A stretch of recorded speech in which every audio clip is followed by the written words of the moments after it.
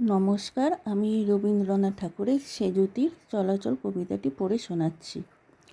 ওরা তো সব পথের মানুষ, তুমি পথের ধারের। ওরা কাজে চলছে ছুটে, তুমি কাজের পারে। বয়স তোমায় অনেক দিল, অনেক নিল কেড়ে। রইল যত তাহার চেয়ে অধিক গেল ছেড়ে।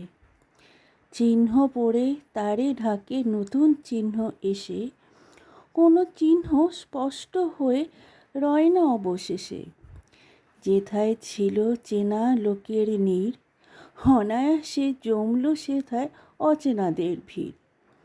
তুমি শান্ত হাসি হাসো যখন, ওরা ভাবে ওদের বেলায় অক্ষত দিন এমনি করেই যাবে। ধন্যবাদ কবিতাটি শোনার জন্য।